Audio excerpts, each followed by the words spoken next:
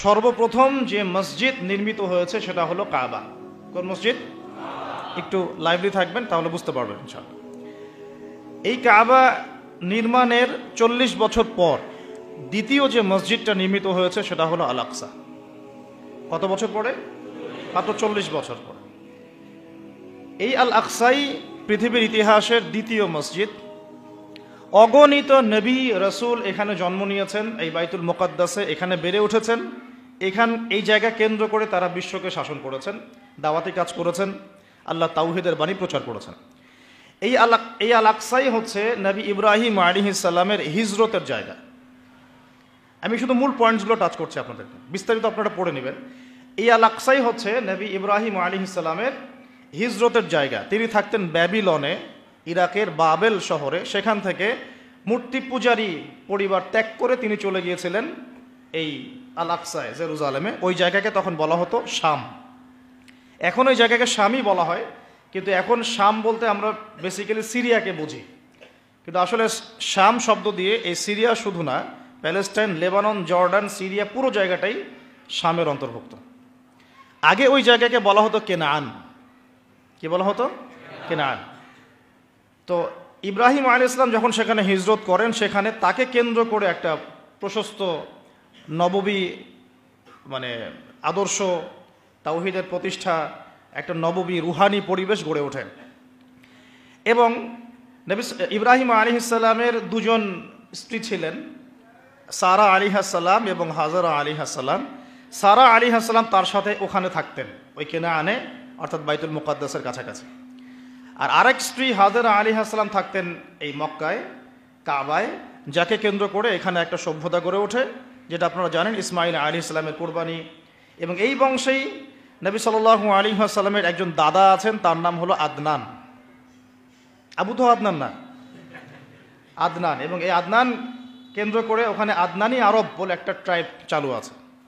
ওখানে আরবের অনেকগুলো ধারা আছে, আরবে আরিবা, আরবে বাঈদা, আরবে মুস্তারিবা। এভাবে আস্তে আস্তে একটা পর্যায়ে গিয়ে আদনানি আরব একটা আরব দেখা যায়। এই বংশের একজন মহাপুরুষের নাম হলো ইসমাইল আলাইহিস সালাম। এই বংশেরই ইসমাইল আলাইহিস সালাম থেকেই আস্তে আস্তে আস্তে আস্তে এদিকে আসে। আর এই আদনানি আরব যারা, তাদের বংশেই শেষ নবী মুহাম্মদ সাল্লাল্লাহু আলাইহি ওয়াসাল্লামের জন্ম হয়েছে। কারণ এই বংশেই হচ্ছে বনু হাশিম এবং কোরাইশদের মধ্যে একটা ট্রাইব বনু হাশিমের মধ্যে আমাদের প্রিয় নবী মুহাম্মদ রাসূলুল্লাহ সাল্লাল্লাহু আলাইহি ওয়াসাল্লামের জন্ম হয়েছে। তো এখানে একটা ট্রাইব দেখছি আমরা মক্কায়, আরেকটা ট্রাইব দেখছি আমরা কেনানে, যেটাকে আমরা বলছি বাইতুল মুকাদ্দাস। ওইখানে ইব্রাহিম আলাইহিস সালামের আরেক সন্তান বেড়ে উঠতে লাগলেন, তার নাম হচ্ছে ইসহাক আলাইহিস সালাম। তো ইসহাক আলাইহিস সালামের যে সন্তান, তার নাম হলো ইয়াকুব আলাইহিস সালাম। আর ইয়াকুব আলাইহিস সালামের আরেকটা নাম হচ্ছে ইসরাইল। ইয়াকুব আলাইহিস সালামের আরেক নাম হলো ইসরাইল, এবং এই ইসরাইল নাম থেকেই পরবর্তীতে এই বংশের নাম হয়েছে বনু ইসরাইল। ঠিক আছে? এই বনু ইসরাইলের মধ্যেই আল্লাহ পাকের প্রেরিত বেশিরভাগ নবী এসেছেন। বলা হয় 1,24,000, কোনো জায়গায় পাওয়া যায় 2,24,000। কোরআনে আছে 25 জন নবীর নাম। স্পেসিফিকলি কত আল্লাহ ভালো জানেন। আল্লাহ পাক বলেছে ওয়ালিকুল্লি কওমিন হাদ, আমি প্রত্যেক কওমেই হেদায়েত দেওয়ার জন্য নবী রাসূল প্রেরণ করেছি। তো এটার সংখ্যা আল্লাহ পাক জানেন, আমরা জানি না। তবে এতটুকু জানি, বেশিরভাগ নবী রাসূল এসেছেন এই বনু ইসরাইলের মধ্যে।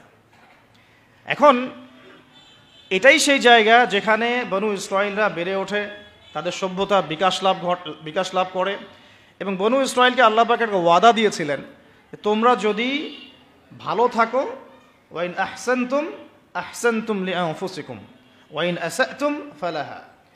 আল্লাহ পাক ওয়াদা করছেন, তাদেরকে আরও ওয়াদা করছেন যে ওয়াইন উদ্তুম উদনা, মানে সহজ কথায়, তোমরা যদি ভালো থাকো এই জায়গায়, তোমাদের সাথে ভালো বিহেভ করা হবে। তোমরা যদি এই ফিলিস্তিন এই অঞ্চলটাতে ভালোভাবে বসবাস করতে চাও, আল্লাহর আদেশ মেনে চলতে পারো, তোমাদেরকে ভালোভাবেই রাখা হবে। কিন্তু তোমরা যদি উদ্ধত আচরণ করো, তোমাদেরকে এখান থেকে আমি বের করে দেব। এটা আল্লাহ পাকের সুন্নাহ। ওয়ালান তাজিদা লিসুন্নাতিল্লাহি তাবদীলা, আল্লাহ পাকের এই সুন্নতের মধ্যে কোনো ব্যত্যয় থাকবে না। এই প্রতিশ্রুতি তাদেরকে দেওয়া হলো এবং তারা সেখানে থাকতে লাগলো। প্রথমে তারা বেশ ভালোই ছিল, এবং তারা কিন্তু তখন মুসলিমই ছিল। কারণ তারা আল্লাহ পাকের আনুগত্য করতেন। প্রত্যেক নবী ইহুদি ছিল না, তারা ছিল মুসলিম। এই যে একটা কথা অনলাইনে চলে আসছে, হ্যাঁ, কিছু যাক ওইভাবে বলতে চাচ্ছি না, হয়তো জানে না, না জানা হতে পারে, মানুষ নাও জানতে পারে।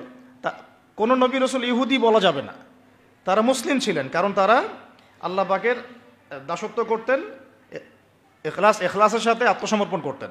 আর যে আল্লাহর সামনে আত্মসমর্পণ করে তাকে আমরা মুসলিম বলি। তা আমরা নবী রসুলদেরকে বলবো না এভাবে তারা ইহুদি ছিলেন, না, তারা মুসলিম ছিলেন। তবে সভ্যতাটার নাম ছিল বনু ইসরাইল, বংশটার নাম ছিল বনু ইসরাইল। তো বনু ইসরাইল থেকে ইহুদি নাম কিভাবে হলো সেটাও আমি একটু পরে বলছি ইনশাআল্লাহ। এখন এই ইয়াকুব আলাইহিস সালামের বংশ বাড়তে লাগলো। আপনারা জানেন, সূরা ইউসুফ পড়ে দেখবেন, তার মোটামুটি 12 সন্তান হয়ে গেল। 12 সন্তানের মধ্যে এক সন্তানের নাম হলো ইউসুফ, আর তার ভাই যার নাম পাই আমরা বেনিয়ামিন, তাই না? নেতানিয়াহু না, আবার ঠিক আছে, বেনিয়ামিন। নামগুলো কেন মিলে যায় বুঝেন? তারা কিন্তু তাওরাত, ওল্ড টেস্টামেন্ট, নিউ টেস্টামেন্ট এগুলো ঘাটাঘাটি করে নামটার আগে আর কি ওদের একটা ভিশন আছে, ওইদিকে আমরা পরে আসতেছি। এখন এই ইয়াকুব আলাইহিস সালামের যে কওম, যে ট্রাইব, তার যে সন্তানরা, ওই সৎ ভাইদের গল্প আপনারা জানেন, সূরা ইউসুফ বিস্তারিত পড়লে দেখবেন যে তারা দুর্ভিক্ষের কবলে পড়ে সেখান থেকে মিশরে আসে। মিশরে কিভাবে আসলো তারা? আচ্ছা, তার আগে আপনাদেরকে একটা শব্দ বলি, সেটা হলো হোলি ল্যান্ড। এই শব্দটাকে মাথায় রাখবেন, হোলি ল্যান্ড। শুধু ফিলিস্তিন জুড়ে নয়, বরং মিশরের নীলনদ থেকে শুরু করে ইরাকের ইউফ্রেটিস পর্যন্ত এই পুরো জায়গাটাকে বলা হয় হোলি ল্যান্ড। এই জিনিসটা মাথায় রাখবেন।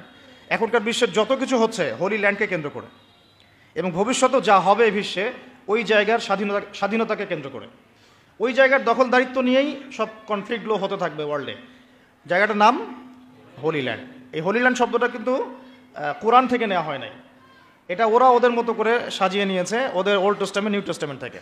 তারা মনে করে এবং তারা দাবি করে, এই জিউসরা, যে এই পুরো হোলি ল্যান্ড আল্লাহ তাদেরকে দিয়েছেন। নাউজুবিল্লাহ। কাদেরকে দিয়েছেন আমরা দেখবো এখন ইনশাআল্লাহ। তো এখন এই হোলি ল্যান্ড বলতে শুধু ফিলিস্তিন না, তাহলে পুরো মিশর থেকে নিয়ে একদম ইউফ্রেটিস, ইরাকের ইউফ্রেটিস নদী পর্যন্ত, যেখান থেকে সোনার পাহাড় বের হবে। হাদিস তো জানেন আপনারা, যেটাকে কেন্দ্র করে মহাযুদ্ধ হবে। এখন এই হোলি ল্যান্ডে তাহলে কিভাবে আসলো বনু ইসরাইল? ওই দুর্ভিক্ষের কবলে পড়ে তারা আস্তে আস্তে এখানে আসলো খাবারের সন্ধানে। এখানে এসেই তখন ফেরোরা থাকতো আর কি। তো এই ফেরো আর মুসা আলাইহিস সালামের ফেরো কিন্তু এক না। এখন আমরা বুঝলাম যে বনু ইসরাইল কিভাবে ওই কেনান থেকে মিশরে আসলো। ইউসুফ আলাইহিস সালাম যখন এখানে পলিটিক্যাল পাওয়ারটা পেলেন, তখন তিনি বাবাকে নিয়ে আসলেন, মাকে নিয়ে আসলেন, ভাইদেরকে নিয়ে আসলেন, সবাইকে মাফ করে দিলেন। এখানে আবার বনু ইসরাইলদের আবাদি গড়ে উঠতে থাকলো। এভাবে আস্তে আস্তে বনু ইসরাইল ছড়িয়ে যেতে লাগলো। মোটামুটি 100-200 বছর তারা এখানে খুব শান্তিতে ছিল, যতক্ষণ না এই হাইকেল জনগোষ্ঠীকে সরিয়ে দিয়ে ফেরাউনরা ক্ষমতা দখল করেছে। ফেরাউনরা আবার উগ্র, এরা আবার ওই রকম না, ওই মানে সেকুলার মাইন্ডেড না। ওরা দাবি করে যে আনা রব্বুকুমুল আলা, আমি তোমাদের মহান রব। এখানে আর ওই সুযোগ নাই ধর্ম পালনের। এবং তারা খুব বেশি অত্যাচার করতে পছন্দ করতো। আপনারা কোরআন খুললেই দেখবেন প্রথম দিকে আছে ইউযাব্বিহুনা আবনায়াকুম ওয়া ইস্তাহইউনা নিসাআকুম। বাচ্চাদেরকে জবাই করতো, ছেলেদেরকে জবাই করতো, মেয়েদেরকে জীবিত রাখতো। এদের আন্ডারে, এই ফেরাউনদের আন্ডারে থেকে বনু ইসরাইলরা যে নির্যাতনটা, মানে স্লেভারি যে নির্যাতনটা সহ্য করেছে, এই সময়টা, আমার ধারণা এই সময়টা তাদের সাইকোলজিক্যাল একটা পরিবর্তন হয়েছে। এটা আমার শুধু কথা না, ডক্টর রাগিব সার্জানি থেকে শুরু করে আলী মোহাম্মদ সাল্লাবি এই কথা বলেছেন, যে যখন তারা ফেরাউনের আন্ডারে থেকে এই টর্চার সহ্য করেছে প্রায় এরকম 100 বছর, 100 বছর একটা জাতি যখন এভাবে টর্চার সহ্য করতে থাকে, চোখের সামনে জবাই করে দেওয়া হচ্ছে বাচ্চাদেরকে, ছেলেদেরকে, মেয়েদেরকে ধর্ষণ করা, জীবিত রাখা, তখন এই স্লেভারির মধ্যে থাকতে থাকতে ওদের মধ্যে একটা অ্যারোগেন্সি চলে আসে। ঠিক ওই একই কাজটা কিন্তু ওরা এখন মুসলমানদের সাথে করতেছে। খেয়াল করে দেখেন, ওই জিনিসটার শিক্ষা তারা এই ফেরাউনদের কাছ থেকে পেয়েছে। বুঝাতে পারছি আমি কথা কি? আচ্ছা, তো যাই হোক, এভাবে ফেরাউনদের আন্ডারে তারা থাকতে লাগলো এবং বনু ইসরাইল দাসত্বের শৃঙ্খলে আবদ্ধ হলো। তারা দেখেন ওই জেরুজালেম থেকে এখানে দাসত্বের শৃঙ্খলে আবদ্ধ হওয়ার কারণ কি? আল্লাহ পাকের হুকুম আহকাম থেকে তারা সরে গিয়েছে। এবার আল্লাহ পাক আবারও তাদের প্রতি দয়া করলেন। কি দয়া করলেন? আল্লাহ পাক তাদেরকে আবার একজন নবী দিলেন। সেই নবীর নাম নবী মুসা আলাইহিস সালাম। কি নাম? মুসা আলাইহিস সালাম। তাদেরকে আবার এই জায়গা থেকে উদ্ধার করলেন। ইতিহাস বলতে চাচ্ছি না, আপনারা পড়েছেন, অনেকেই জানেন। কোরআনের পাতায় পাতায় ফেরাউন আর বনু ইসরাইল, কিভাবে ফেরাউনকে ডুবে মারা হলো, কিভাবে বনু ইসরাইলকে নিয়ে তিনি এখান থেকে বের হলেন। গিয়ে বনু ইসরাইল ফেরাউনের হাত থেকে নাজাত পেয়ে যখন ফেরাউনের দলবল লোহিত সাগরে ডুবে মরল, এরপরে কিন্তু মুসা আলাইহিস সালাম তার এই অনুসারীদেরকে নিয়ে এই জেরুজালেমের দিকে আবার যাচ্ছিলেন। মনে আছে? তারা 40 দিনের মধ্যে বাছুর পূজা শুরু করলো, মনে আছে না? 40 দিনের মধ্যে তারা বাছুর পূজা শুরু করলো। ওখানে সামেরি নামে একজন ব্যক্তি বের হলো, সে মানুষকে মূর্তি পূজা শেখানো শুরু করলো। তো ইউসুফ আলাইহিস সালামের সোনালী যুগ থেকে নিয়ে মুসা আলাইহিস সালাম এই পর্যন্ত এখানেও কিন্তু মোটামুটি 200-400 বছর চলে গেছে। এরপরে নাজাতপ্রাপ্ত বনী ইসরাইল যাদের প্রতি আল্লাহ পাক রহম করলেন, তাদেরকে নিয়ে মুসা আলাইহিস সালাম এই ফিলিস্তিনের দিকে এগিয়ে যাচ্ছিলেন। যেতে যেতে আল্লাহ রাব্বুল আলামিন তাদেরকে একটা আদেশ করলেন যে ওই বাইতুল মুকাদ্দাসে এখন আমালেকা সম্প্রদায় বসবাস করছে। কোন সম্প্রদায় এখন? আমালেকা। এরা অনেক শক্তিশালী আর কি, খুবই ফিজিক্যালি স্ট্রং। তো তোমাদেরকে ওই জায়গা যদি এখন পেতে হয় তাহলে এদের সাথে জিহাদ করতে হবে। এই ঘটনাটা কিন্তু সূরা বাকারার শেষের পারার মধ্যে আছে, একদম শেষের দিকে। তো মুসা আলাইহিস সালামের জীবদ্দশায় এই জিহাদটা হয়নি। মুসা আলাইহিস সালামের জীবদ্দশায় এই আদেশটা এসেছিল, কিন্তু মুসা আলাইহিস সালাম তার অনুসারীদেরকে বলেছিলেন যে আল্লাহ পাক আমাদেরকে জিহাদ করে বাইতুল মুকাদ্দাস জয় করতে বলেছেন। তখন তার অনুসারী বনী ইসরাইল বলেছিল, ইযহাব আনতা ওয়া রাব্বুকা ফাকাতিলা, তুমি আর তোমার রব গিয়ে যুদ্ধ করো, আমরা এখানে বসে থাকলাম। ওয়া ইন্না হাহুনা কাঈদুন। কোন বনী ইসরাইলের কথা বললো? যাদেরকে আল্লাহ পাক একটু আগেই বিপদ থেকে উদ্ধার করে এখানে নিয়ে আসলেন। তো এখন তারা যখন যাচ্ছে আর কি, মুসা আলাইহিস সালামের জীবদ্দশা এটা হলো না। এরপরে আরও প্রায় 40 বছর আল্লাহ পাক ওদেরকে শাস্তি দিলেন।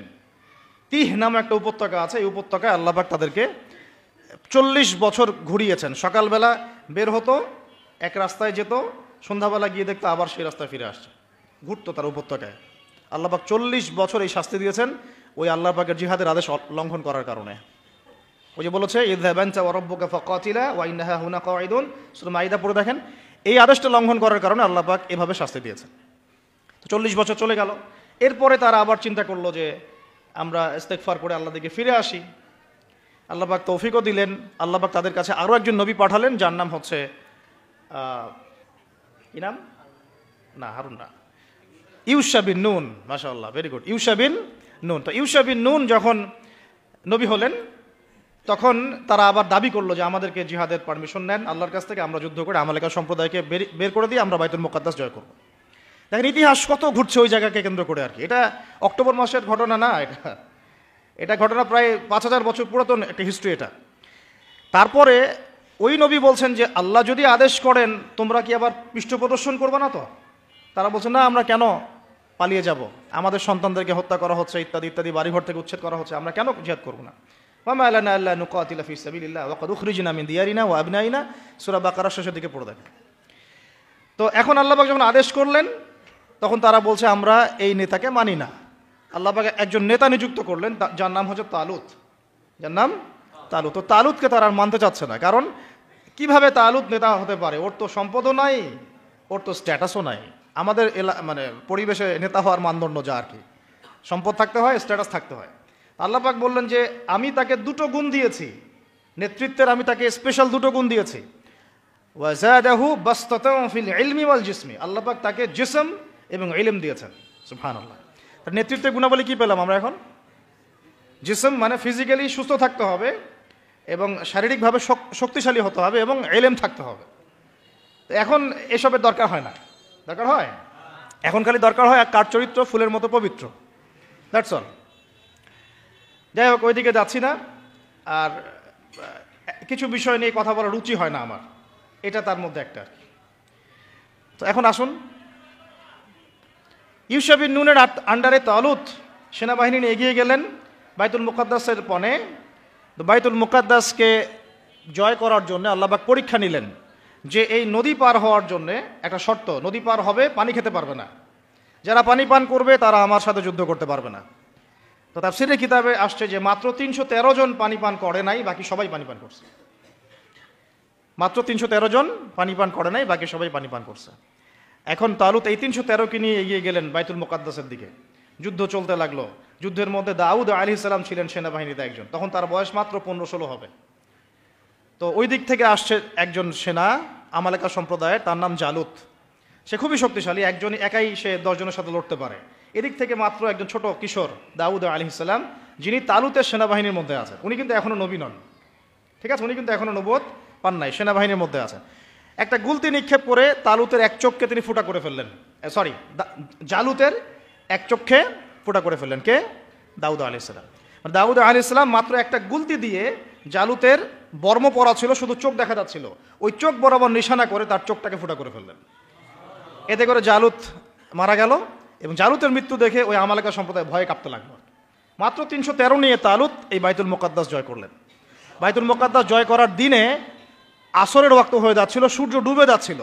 তখন তালুত আল্লাহর কাছে দোয়া করেন, এই নবী এবং তালুত তারা সবাই মিলে এই 313 জন আল্লাহর কাছে দোয়া করেন, আল্লাহ আমাদেরকে একটু সময় দান করেন, বরকত দান করেন, যাতে করে আমরা যুদ্ধটা শেষ করতে পারি, আজকে আমরা যেন ওখানে প্রবেশ করতে পারি।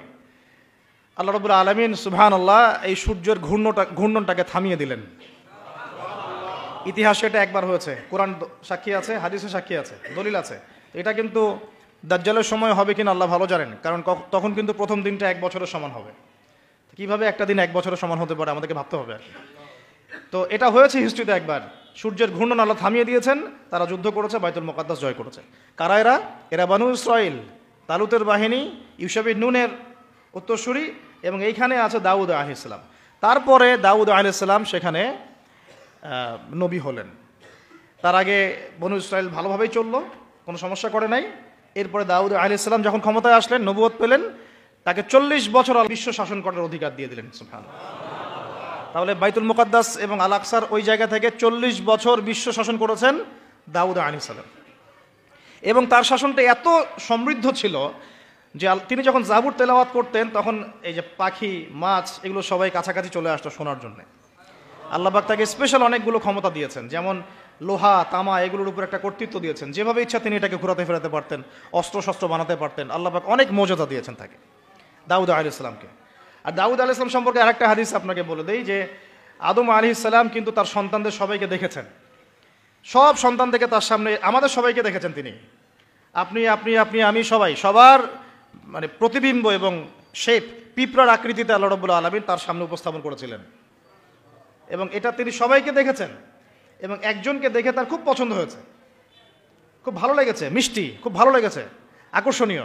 জিজ্ঞাসা করেছেন, আল্লাহ আমার এই সন্তানের নাম কি? আল্লাহ পাক বলেছেন তার নাম দাউদ। তার হায়াত কত? আল্লাহ পাক বলছেন 60 বছর। তখন তিনি বলছেন আদম আলাইহিস সালাম, আল্লাহ আমার হায়াত থেকে 40 বছর তাকে দিয়ে দেন। দাউদ আলাইহিস সালাম 100 বছর বেঁচে ছিলেন।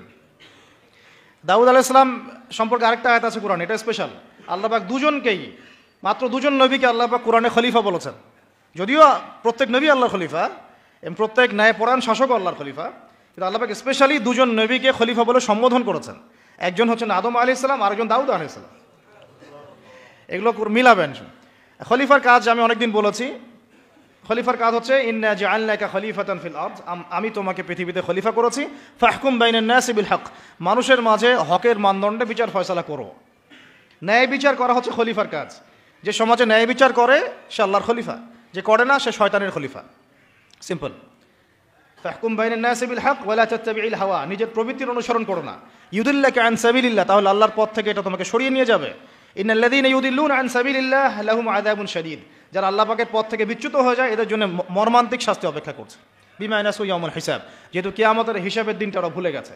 দাউদ আলাইহিস সালামের পরে সাকসেসফুলি আরও 40 বছর এই বিশ্বটাকে শাসন করেছেন ফ্রম জেরুজালেম তার ছেলে সুলাইমান আলাইহিস সালাম, এবং তার শাসনটা তার বাবার চেয়ে আরও সুপিরিয়র ছিল। এমন শাসন, এমন সভ্যতা যেটা পৃথিবীর ইতিহাসে না কখনো ছিল, না এখন আছে, না কখনো হবে, না কখনো হবে। এমনকি ঈসা ইবনে মারিয়ামের সময়ও না, যিনি সামনে 40 বছর খেলাফা ওখান থেকে কায়েম করবেন, তখনও না। কারণ তিনি দোয়া করেছেন, রব্বি হাবলি মুলকান লা ইয়ামবাগি লি আহাদ, আল্লাহ আমাকে এমন এক রাজত্ব দেন যেটা আপনি আর কখনো কাউকে দেন নাই, দিবেনও না। কে দোয়া করেছেন এটা? নবী সুলাইমান আলাইহিস সালাম। তিনি পাখির ভাষা বুঝতেন, পিঁপড়ার ভাষা বুঝতেন, তার আদেশে জিনরা কাজ করত। জিনদেরকে বলতেন সমুদ্রে ডুব দিয়ে মণিমুক্তা নিয়ে আসো, বের করতো। এমন একটা প্রাসাদ নির্মাণ করেছেন যেখানে পা ফেললে মনে হচ্ছে যে সমুদ্রে পা ফেলছে, এত স্বচ্ছ। সাবার রানীর সিংহাসন তুলে নিয়ে আসলেন মুহূর্তের মধ্যে, চোখের পলক ফেলতেই সিংহাসন হাজির। এরকম সভ্যতা, টেকনোলজি আবিষ্কার হয়নি, ইনশাল্লাহ হবেও না। যতই মঙ্গল গ্রহে যাওয়ার স্বপ্ন দেখাক নাসা, এগুলো সম্ভব না। এই টেকনোলজি আসে যেটা ছিল সুলাইমান আলাইহিস সালামের সময়, এটা পৃথিবীতে না ছিল কখনো, না আছে, না থাকবে, শুধুমাত্র তার সময় ছিল। এবং ওই সময়ে সুলাইমান আলাইহিস সালামের শাসনে জেরুজালেম থেকে পুরো বিশ্বটাকে শাসন করেছে বনু ইসরাইল, এবং তারা তখন মুসলিম ছিল, আত্মসমর্পণকারী আল্লাহর বান্দা ছিল, তারা কিন্তু খারাপ ছিল না তখন। এরপরে তাদের অধঃপতনটা শুরু হয়, এরপর থেকে আমি একটু গুটিয়ে নেই, অনেক সময় তো নেওয়া যাবে না। এরপর থেকে অধঃপতনটা শুরু হয়। কীরকম? তারা আবার আল্লাহ পাকের বিধিবিধান যেগুলো সেগুলো লঙ্ঘন করে। মৌলিকভাবে তারা কয়েকটা বিধিবিধান লঙ্ঘন করেছে। একটা হচ্ছে শিরক। এক নম্বর কি? শিরক। তারা আল্লাহ পাকের সাথে শিরক করা শুরু করলো, নবীর আদেশ লঙ্ঘন করা শুরু করলো, এবং অর্থনৈতিক জীবনে গিয়ে সুদ খাওয়া শুরু করলো। সুদের কথাটা মারাত্মকভাবে আসছে ওদের কাছে, ওদের ব্যাপারে। সুদ তারা চালু করলো, সুদ। অন্যের সম্পদ আত্মসাৎ করা শুরু করলো, ঠিক যেমন এখনকার মনিটরি সিস্টেম দিয়ে তারা করছে আর কি, সেম জিনিস। এবং তারা মাদক দ্রব্যটাকে অ্যাভেলেবল করে ফেললো, জেনাটা বেড়ে গেল খুব, জেনা। এই পাপাচারগুলো যখন বাড়তে থাকলো, আল্লাহ পাক তখন তাদের উপরে অন্য পরাশক্তি চাপাই দিলেন। তাদের মধ্যে দুইজনের নাম মেনশন করবো আমি আজকে শুধু। একজন হচ্ছে নেবুজাত নেজার, একজনের নাম নেবুজাত নেজার। সে এসে আক্রমণ করে পুরা বানু ইসরায়েলকে একদম ম্যাসাকার করে ওখান থেকে বের করে দিল। ওরা যা করতেছে এখন ফিলিস্তিনিদের উপরে, এর চাইতেও ভয়ঙ্কর শাসক ছিল নেবুজাত নেজার, যাকে অনেকে বুখতে নাসর বলেন আর কি।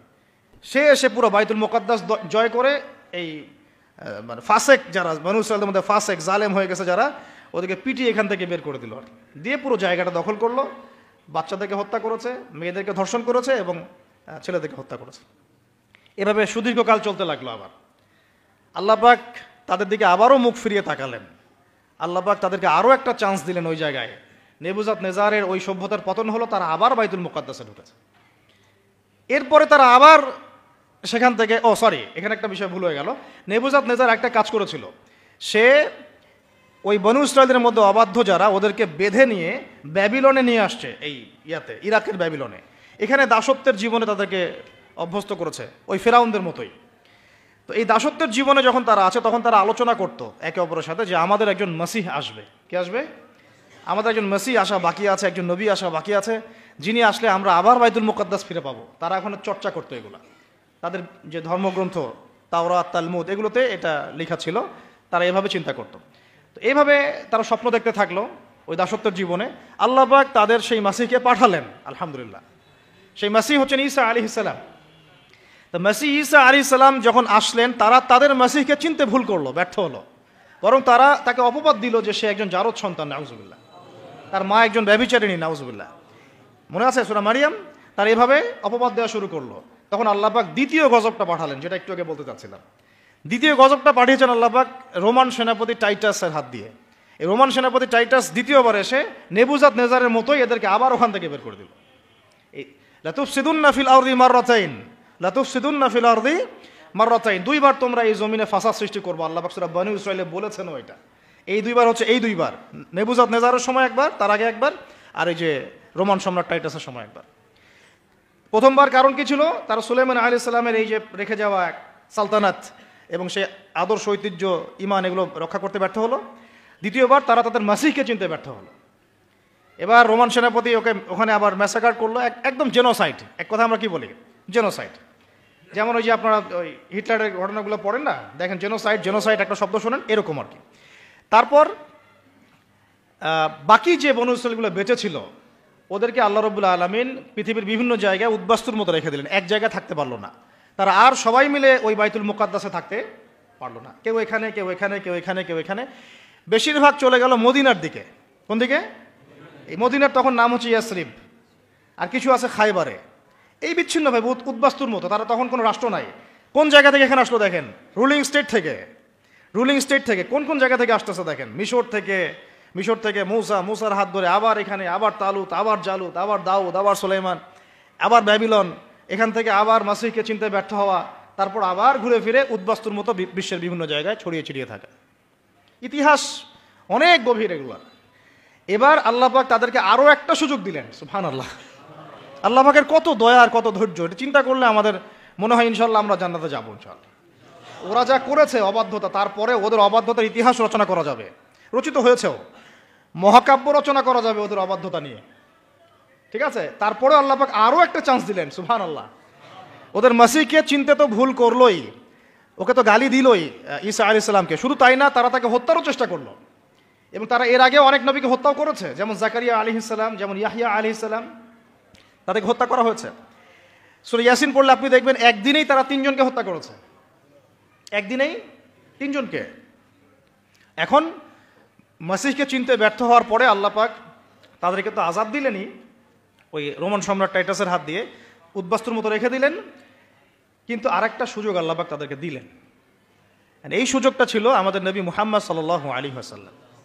সর্বশেষ একটা চান্স থাকলো, যদি নবী মুহাম্মদ সাল্লাল্লাহু আলাইহি ওয়াসাল্লামের আনুগত্য করে ফিরে আসে, তাহলে ইনশাআল্লাহ মুসলমান হলে আবারও বিশ্বের বুকে তারা দাপটের সাথে চলতে পারবে, যেমন সাহাবা একরাম চলেছেন। বুঝতে পারছেন কথা?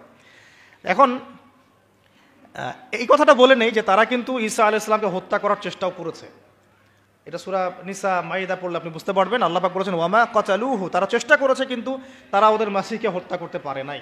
ওয়ামা সালাবুহু, তারা তাকে ক্রুশবিদ্ধ করতে পারে নাই। বাল রাফাআহুল্লাহু ইলাইহি, বরং আল্লাহ পাক তাকে তার কাছে উঠিয়ে নিয়েছে। ওয়ালাকিন শুব্বিহা লাহুম, কিন্তু তাদের মনে হয়েছিল যে তারা তাকে হত্যা করেছে। তারা মনে করে তারা ঈসা আলাইহিস সালামকে হত্যা করেছে। ঠিক আছে, তারা মনে করে তারা ঈসা ইবনে মারইয়ামকে হত্যা করেছে, তারা সফল হয়েছে, এবং তারা এটাকে ফখর করে বলে যে ইন্না কাতালনাল মাসিহা ঈসা ইবনে মারইয়াম রাসূলুল্লাহ। সূরা নিসা মাইদা পড়ে দেখেন। আল্লাহ বলছেন না, তোমরা হত্যা করো নাই, ক্রুশবিদ্ধ করতে পারো নাই, বরং আল্লাহ পাক তাকে উঠিয়ে নিয়েছে। তখন ঈসা আলাইহিস সালামের অনুসারী যারা ভালো ছিল তাদেরকে বলা হয় নাসারা। কি বলা হয়? নাসারা। তখন বনু ইসরাইল কিন্তু দুই ভাগে ভাগ হয়ে যাচ্ছে। একটা এই যে বনু ইসরাইল নাম থেকে ইয়াহুদ হয়ে গেল কেন? ওই যে মাসিহকে চিনতে ব্যর্থ হলো তাই, মাসিহকে হত্যার চেষ্টা করলো তাই। এরপর থেকে ওদেরকে আর বনু ইসরাইল বলা হয় নাই, বলা হচ্ছে ইয়াহুদ। কি বলা হচ্ছে? ইয়াহুদ। আরেকটা সুযোগ নবী সাল্লাল্লাহু আলাইহি ওয়াসাল্লাম ছিলেন, যখন নবী সাল্লাল্লাহু আলাইহি ওয়াসাল্লাম কেউ চিনতে ব্যর্থ হলো, তখন তাদেরকে বলা হলো মাগদুবি আলাইহিম ওয়ালাদ-দাল্লিন, অভিশপ্ত বলা হলো। তারপরে ইয়াহুদ থেকে বলা হলো কি? মাগদুব, অভিশপ্ত।